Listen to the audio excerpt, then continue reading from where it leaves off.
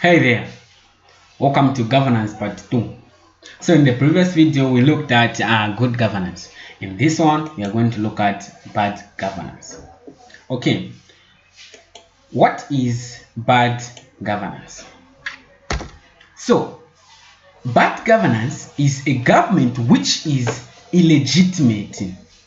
For the good governance we said the government is legitimate, but for the bad governance, it's the one which is illegitimate. It's the opposite. Bad governance is the opposite of good governance. So in bad governance, the government which is ruling the nation or the citizens is illegitimate, incompetent. For the good governance, it should be competent. For the bad governance, incompetent, unaccountable, and does not respect human rights and the rule of law. It does not respect human rights and the rule of law. Let me explain one or two things here. Illegitimate, that means it does not conform to the laws of the land or the laws stipulated in the constitution. For example, if the constitution says elections must be held every after 5 years, in bad governance, if the government wants, it cannot conform to that law. Elections may be held after 10 years because the government uses power to rule the people. It is a government which rules against the wishes of the people. Understand this. This government rules against the wishes of the people. Against the wishes of the people. That's bad governance. People want this, the government will do what it wants. Even if you as citizens don't like that thing, the government will do it because it uses power to rule the people. That is bad governance. An example is that of a dictatorship. Dictatorship. When you are in dictatorship, there is no say. There is no say if the government is ruling under dictatorship. If they say in 2026 we're not going to have elections, no one will say anything. No one will actually try to condemn the government for that decision because it uses power or it rules against the wishes of the people. Incompetent and unaccountable. So it means this government which is in power during bad governance does not respond to the concerns of the citizens. Citizens have no rights to ask the government about what it is doing. Why did you do this? No, there's nothing like that. There are no checks and balances. Okay, let us go to the characteristics of this bad governance. How can you know that we are being ruled by bad governance? Okay, we look at the characteristics of bad governance. The first one is restriction of political parties. Restriction of political parties. This means in bad governance, no one will make another party apart from the party which is in power. For example, as we have the UPND in power, there should not be any other party. That is restriction of political parties. Then, in bad governance, there is lack of separation of powers. If you consider or if you become observant here, you will see that the characteristics which we had on good governance are just being flipped in bad governance. So it's just the opposite. In good governance, we have separation of powers. In good governance, there is separation of power. But in bad governance, there is lack of separation of powers. Lack. There is no separation of powers. That means the three wings of government, which are the executive, legislature, and the judiciary, do not rule independently. They do not rule on their own. They don't make decisions for themselves. For example, the president may just tell the police officers to arrest someone or to arrest a political party leader. Just arbitrary arrest for no apparent reason, just because that's the command of the president. Court officials may not operate freely. Instead of judging the matter, instead of judging the case just as it should be judged, because This is bad governance. There will be corruption. The president may actually influence the court judges to judge or to pass judgment which is unfair. So in bad governance, there is lack of separation of powers. 3. There is lack of press freedom. The press, we are referring to the media. These people provide us with the news about what is happening in the country. So there is no press freedom. The press has no right to be reporting whatever they want. No, this one has been investigated to see he or she was practicing corruption. There is nothing like that in bad governance. You cannot, as press freedom or as press representatives, you cannot investigate or try to report a political party leader or the president. If the president commits, maybe let's say president commits murder, president practices corruption, as press, you cannot report that case. Otherwise, you face consequences. This is under bad governance. This is what? Bad governance. So the press has no freedom, to report the matters. Violation of human rights. There is violation of human rights. For example, if they want, they can say there will be no voting. But under the constitution, we as citizens are entitled to vote. We have the right to vote. But because of that, what has happened to our right?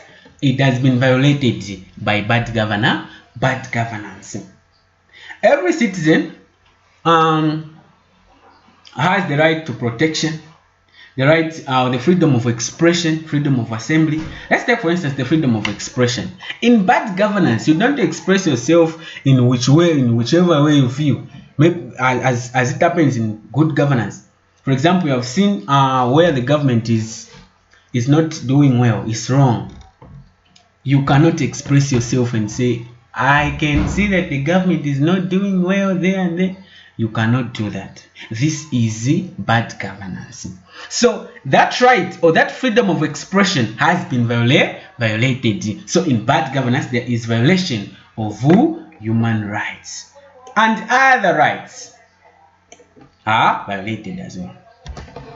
Judiciary not independent. The court officials or the court judges are not free to make their own decision because they receive interference by other wings of government. For example, the legislature or the executive. A minister, let's take it for instance, a minister has been investigated and has been found with a case to answer. He or she was practicing what? Corruption. But because he or she is a minister, the judiciary will be influenced. It will just tell them, now, Mr. Chivale, you see, the judicial or the court judges will not make a decision to say let's put this minister to jail. No, because this is bad governance. And if you express your opinion or your idea, you say that was wrong not to put Mr. Chivale in prison because he had practiced corruption, you will face consequences. That is bad governance. That is bad governance.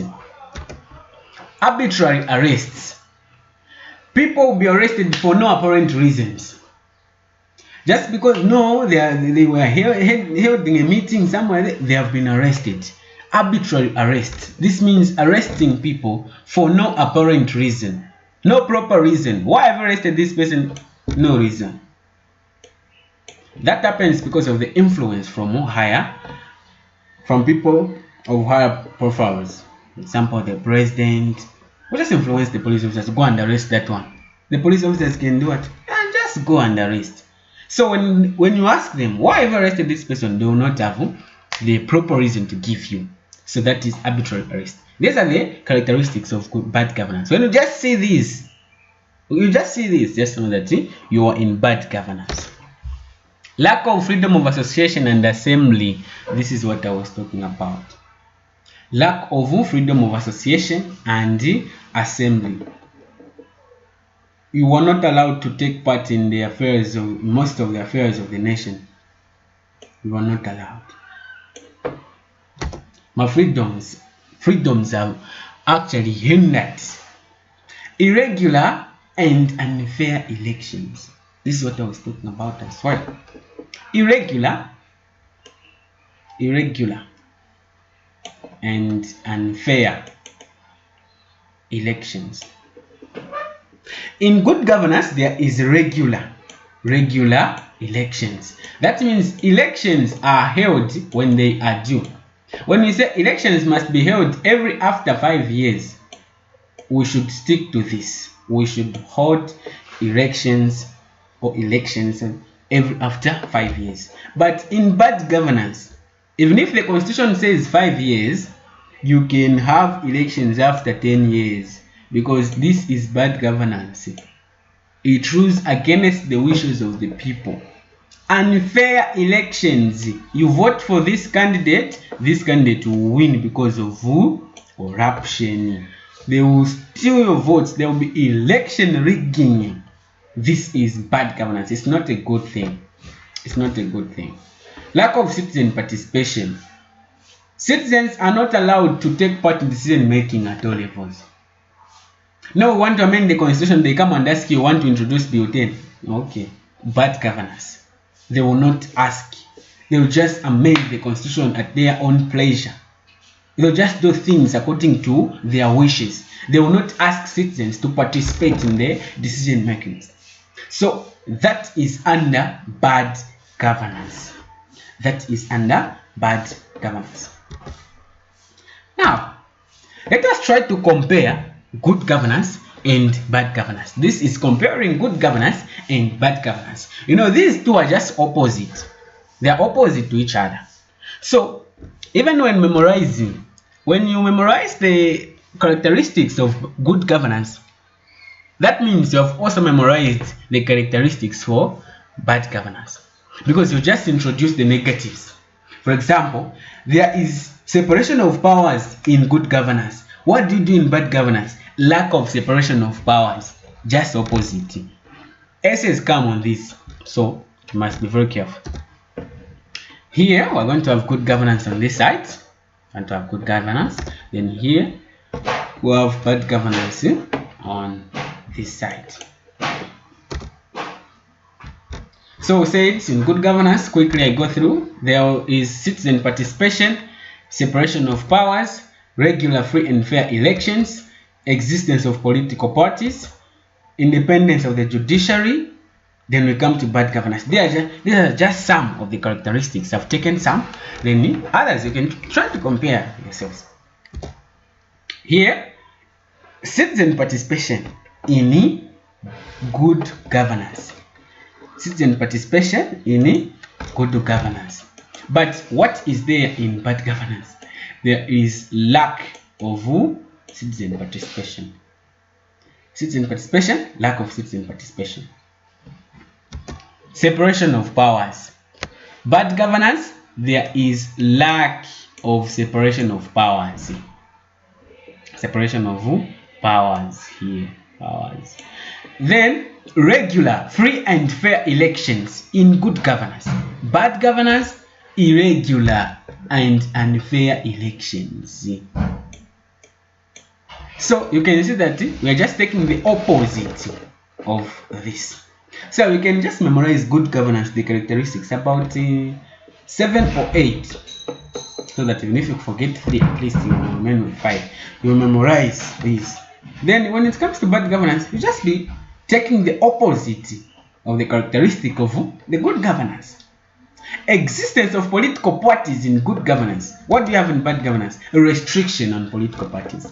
There is existence, political parties, or people make political parties of their own. But in bad governance, no one is actually allowed to come up with a political party. No, unless the party in power. For example, the one we had under the UNIP. Under the UNIP, there was no other political party until when President Chiluba, Frederick Titus, was the first one to form a political party, which is MMD. So The last one is independence of the judiciary. Sorry. Then here it is judiciary is not independent. So it's just the opposite. So don't memorize this and this because you just pressurize your brain. So you memorize one, either this side or this one. But I prefer here. Memorize this one. Then for bad governance, you just be taking the opposite of the characteristic in good governance. You just take the opposite. That is bad governance.